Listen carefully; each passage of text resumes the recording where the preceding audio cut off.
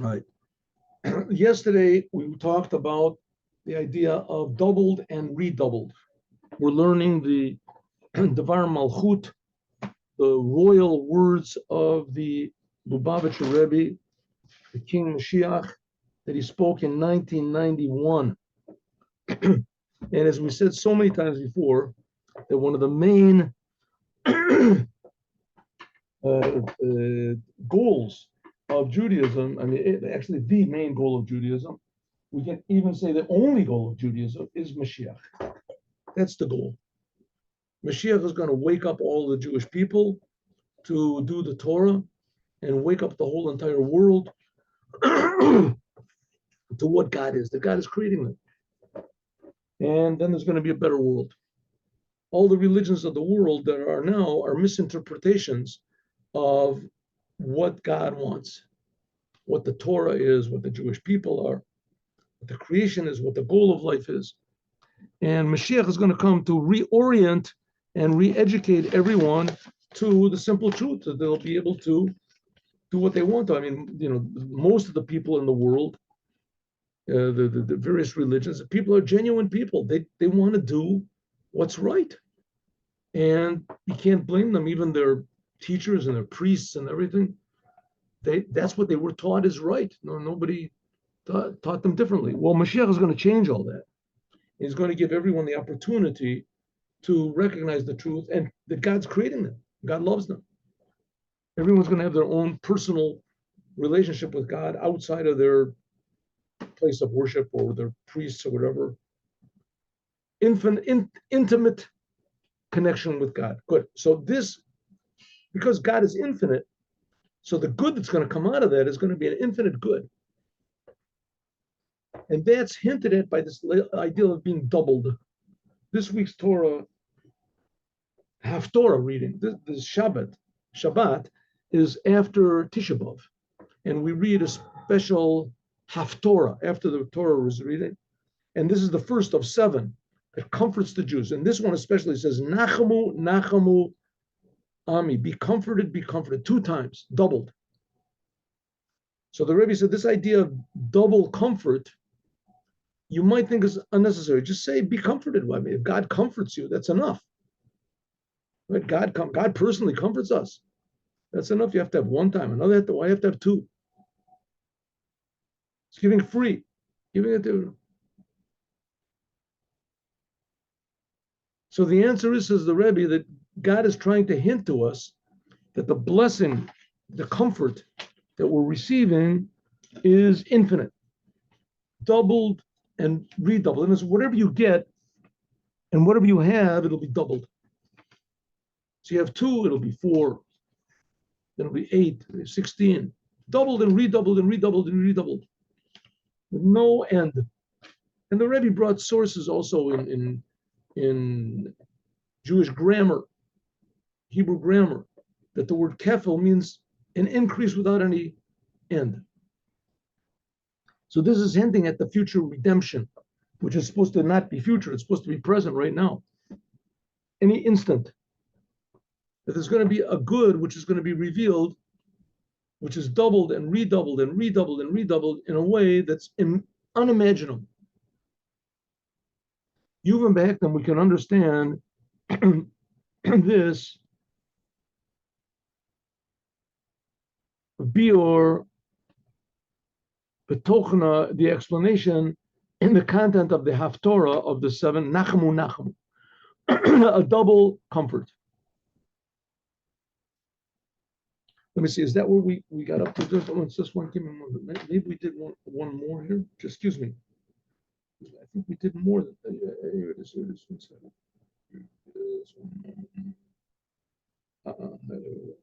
Excuse me, just one moment, please. Let me just reorient myself over here. 35. Yep. There we go. Yesh lomar, so we can say, shebeli gvul, this unlimitedness that we're talking about, this infinite blessing and infinitely, constantly increasing, Shebegeula, that will be in the future redemption, mudgash is stressed, the kefel nachamu nachamu 2 times. But it's stressed in this the 2 times more than chamesh otiot and the 5 letters, the other 5 letters which are doubled over. What do we say in Hebrew alphabet? There's 22 letters. Well, 5 of those letters, if they appear at the end of the word, they're written a little bit differently. And that's called an end letter. End letter. So those 5 letters are the letter Chaf, and the letter Mem, and the letter Nun, and the letter Pei, and the letter Tzadik. Those 5 letters. If those letters appear at the end of the word, any word, then they're written with a little bit differently. The Mem is closed, the Nun and the Tzadik and the Pei, they're longer. Right? Same thing with the Chaf also, it has a long stem that even in Yiddish it's called a longa Nun, a longa Mem. But Chalukah, the difference. So it says this, not all of these 5 letters are used in sentences throughout the Torah which talk about the future redemption or redemption, going out of problems.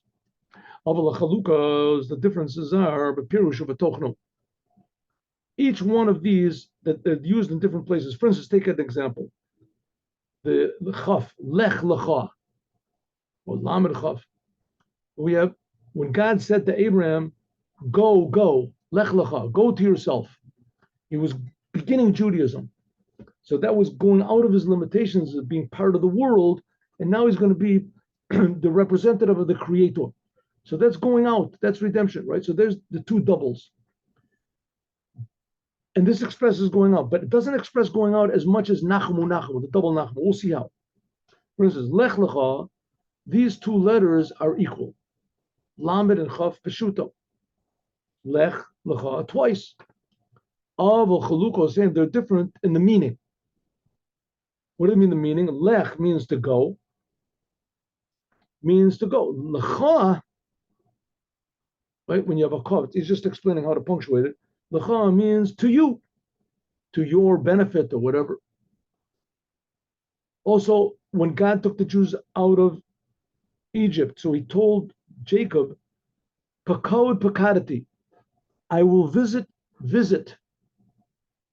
2 words, pay, repeated twice, right? The double letters are used in talking about going out of exile. Geula, 2 pays. Pirush, what does it mean? The 2 words have the same meaning.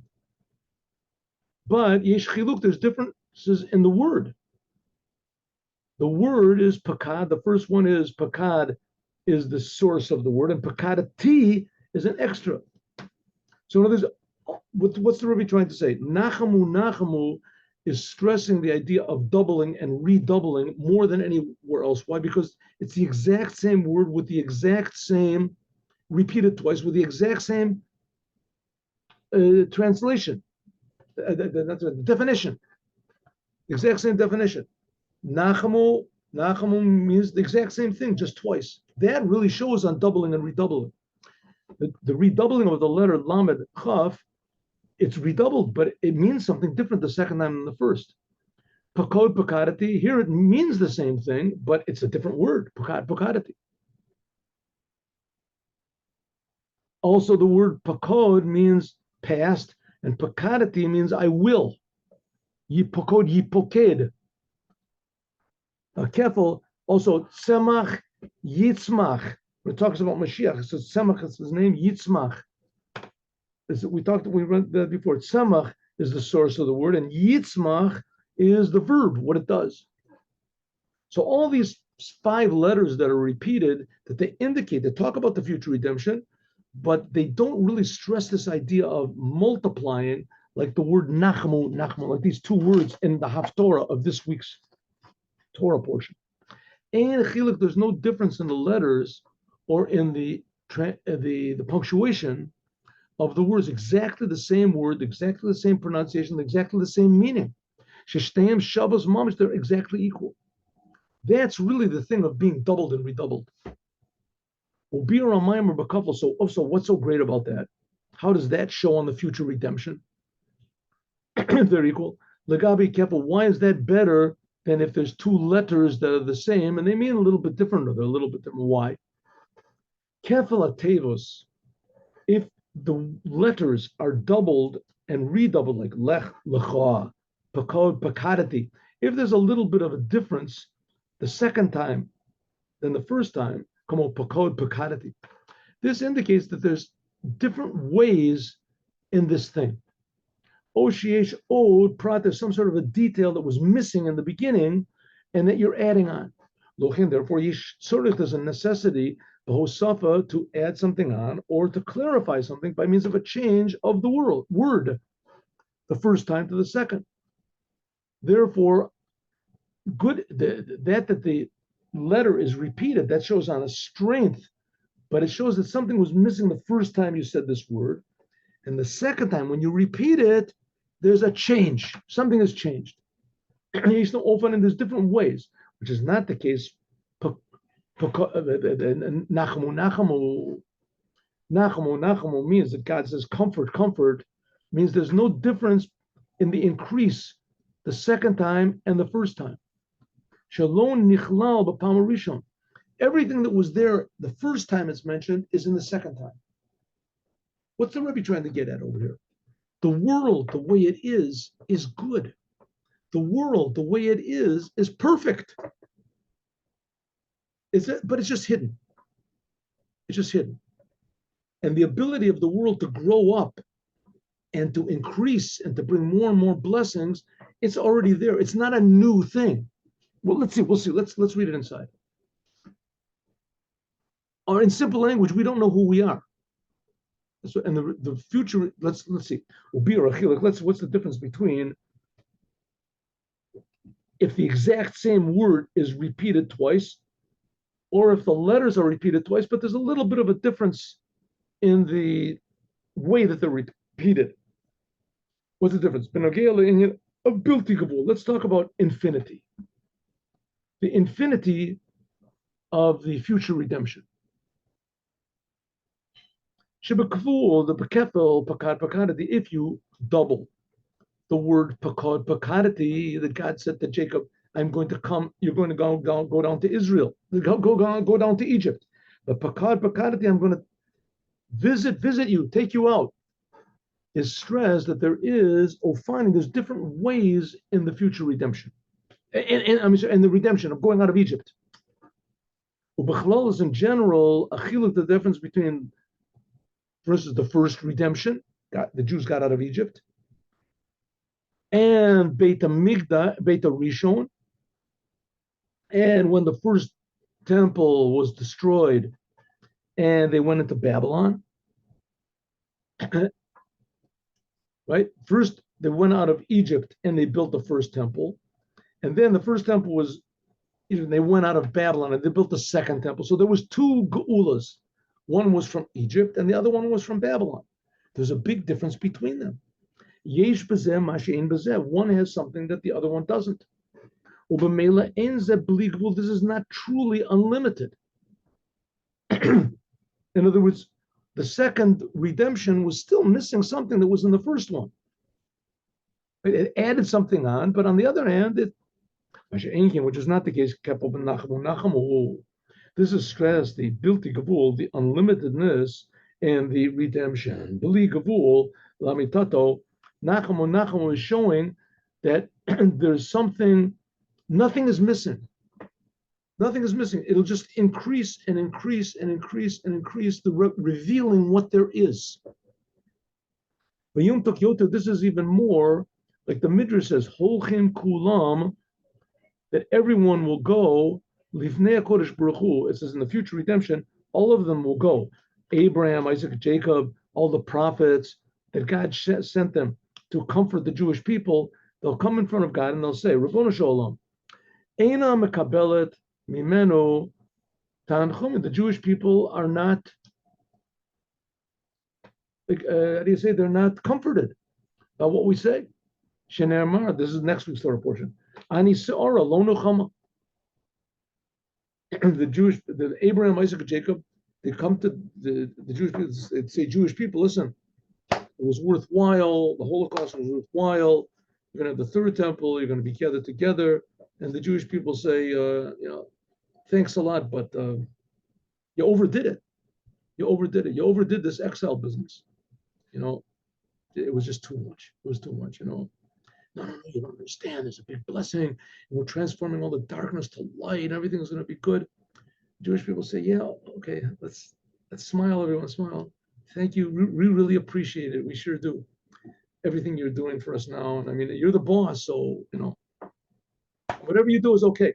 So all the prophets come back to God and they say, listen, God, it's not working. The Jewish people are not really comforted. God said, Ani v'atem, so I'll come together with you and I will comfort them. Havaya, that's what it says, Nachamu, Nachamu Ami. That's what it says, double comfort. Nachamu, Nachamu Ami, another time. Nachamu, Nachamu Ami, and Nachamu, Nachamu Imi, together with me, with a chirik. Nachamu, Nachamu means comfort my people. That's what he said to the prophets. But now he's saying, Nachamu, Nachamu Imi, I'm going to come along with. Shapirushu, what does it mean? Imodi, together with me. Ein roy lelech ella ani basmi. God said, I'm going to go myself.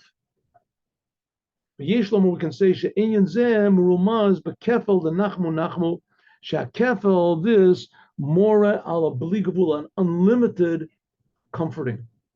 Kevan she'nechama, while you're there, Kodesh Baruch, because this comfort is by means of God Himself without any limit. How this is going to be, we'll see, but we will see. So that's what's hinted at, Nachamu, that God is going to reveal Himself. Every Jew will feel that all the suffering was worthwhile. How this is going to be, but it's going to be. Biranya, let's explain this. Pratyatov, even more detail. Shabli Gavul, this infinity, unlimitedness, which is in Nachamu, this does not show, this does not negate a milos of pratios, that there can be different ways of redemption, like they got out of Egypt was one way, they got out of Babylon was another way. This is just from aspects of the infiniteness of the Geula. What's this mean like this? Mea Pirushim, one of the explanations is that God is going to comfort us doubled and redoubled. Shekefel and Nachama is on the first temple and on the second temple. Nachamu means on the first temple and on the second temple. Tzarich lehavin, we have to understand. Okay, again, what's the Rebbe trying to stress over here? There's waiting for us something that's incredibly imaginable, but that thing is already here. It's not really going to be something truly new. The fact that it's revealed is new. That's new. The fact that it's revealed is new, and the fact that we can accept it, that's new. But God is going to reveal to us what is reality. What's reality? And what's the reality behind all the suffering that we've been suffering? But it's going to be something that we've been unaware of, totally unaware of up to now. There's no way that really we can explain it. It's like, going up to a rock and explaining to a rock, don't you know you're a human being? You're a human being, do you understand? And all of a sudden the rock says, wow, I'm a human being. I didn't, it's something like that, but even more. Let's say a rock really is a human being, and we just don't know. I'm trying to figure out a way to figure this out. Let's say there's a person that has been hypnotized to believe that he's a rock. That he's a rock, and he can't hear, and he can't see, and he can't talk, and he can't move, and he can't do anything. They feed him intravenously, right? And it's all in his mind. Somehow or other, they get to him, and they say, listen, Joe, you're not a rock. You understand you're a rock? How can he understand? A rock doesn't understand anything. But somehow or other, he gets through, like a rock can be moved or something like that, a rolling stone. And suddenly he wakes up, well, maybe I'm a plant. Could be I'm a plant, a plant that's connected to something that grows. It's a little bit sensitive. And suddenly one day he realizes, wow, I'm a human being, right? I'm a human being. Like the difference between a rock and a human being is an infinite, it's 4 times, infinitely times 4. Infinity to the 4th power, right? 4th power to the 3rd power. For a rock to a plant, there's no comparison to a rock and a plant. Well, plant to an animal, from an animal to a human being. So the Rebbe is trying to say that it's waiting for us. We just don't know who we are, but we can't imagine what the change is going to be. But the Rebbe is trying to tell us, I'm telling you, this is part of Judaism. This is the essence of Judaism. The essence of Judaism is this reality of what is, what really is. We don't know what it is. This is revealed through the Torah. Let's have a look. Let's have a look. We have to understand. Okay. But it's not going to be anything new, says the Rebbe. One minute. Since that this nechama, since that the comforting, that we're going to be comforted is not because that it'll just be some sort of a big reward, but it'll be by means of the 3rd temple. And the 3rd temple will be built anew.